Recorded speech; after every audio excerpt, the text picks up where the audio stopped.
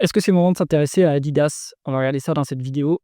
Abonnez-vous à la chaîne, activez la cloche si ce n'est pas déjà fait. On commence tout de suite avec le cours de l'équipementier sportif. On n'a pas revu les plus hauts de 2021 à 307 euros. On vivote à 219 euros à peu près. Est-ce que l'action va rebondir? Eh bien, on analyse ça. On est sur une croissance médiane de 8,6%, ce qui est pas mal. En 2024, on fait 10,5%, ça c'est pas mal.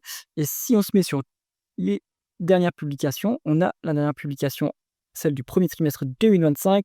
On va se mettre en glissement annuel, hop, 12,8% de croissance. Donc, hop, la croissance est en train de revenir et elle revient assez fort, assez fortement, hein. Donc, intéressant, c'est surtout la croissance organique. Donc, peut-être que c'est pas un mauvais timing, hein, de s'intéresser à Adidas. Taux de marge, le taux de marge brut est relativement stable, à un niveau quand même élevé, hein, que l'entreprise a pouvoir de, à minima, maintenir les prix. Le taux de marge d'EBITDA, lui, est faible et le taux de marge net également, enfin, il suit le taux de marge d'EBITDA. Là, il y a eu un problème opérationnel depuis 2022. Bon, on est en train de se rétablir, mais c'est pas exceptionnel quand même, hein, donc attention au niveau de la gestion de cette boîte. On va regarder la conversion des bénéfices nets en free cash flow.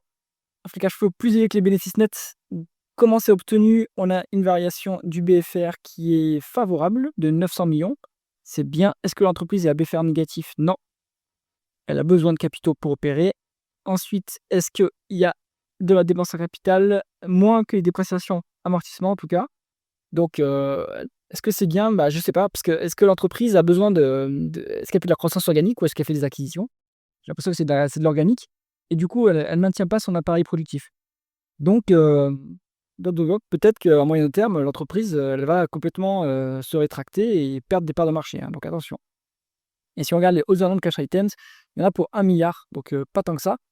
Voilà, là, vous avez une bonne explication, une bonne partie d'explication sur la différence avec les free cash flow, les bénéfices nets. Il manque quand même quelques éléments. C'est dans les tableaux de flux de trésorerie qu'il faut aller trouver cela. Donc, on pourra valoriser l'entreprise via les free cash flow et on peut continuer avec le rendement des capitaux investis. En médiane, on est à 11,5, à l'heure actuelle, on est à 10,6, donc la rentabilité est quand même plutôt bonne, hein, par rapport aux capitaux, ce qui est bien. On est sur un endettement qui représente 2 fois l'EBITDA, un petit peu moins, donc c'est pas trop lourd comme niveau d'endettement. On a connu pire, hein, là, en 2023, c'était trop lourd comme endettement et là, on s'est bien désendetté et puis l'EBITDA est remonté ainsi que les free cash flow. Donc pas si mal, hein, on est, allez, à 3 fois les free cash flow, donc la dette va continuer à baisser tranquillement. Le levier, en tout cas, va baisser tranquillement.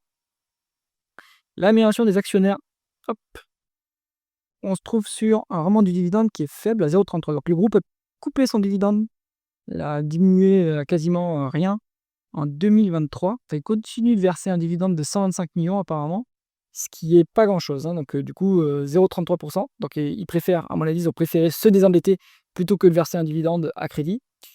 Il y avait beaucoup de rachats d'actions depuis 10 ans et puis ça s'est arrêté. Donc, à mon avis, ils ont priorisé, plutôt le désendettement.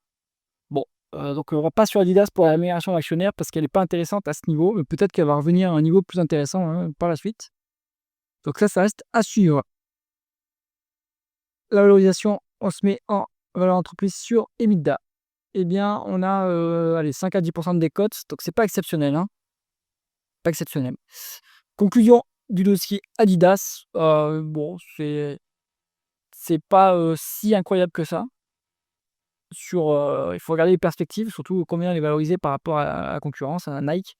Là, on est, sur une entreprise qui est raisonnablement valorisée, qui retrouve un peu de croissance toutefois. Donc ça va quand même pouvoir, aider à refaire partir le cours, à mon avis. J'espère que cette analyse vous a intéressé. C'est quand même un pouce vers le haut et pensez à vous abonner à la chaîne. À bientôt.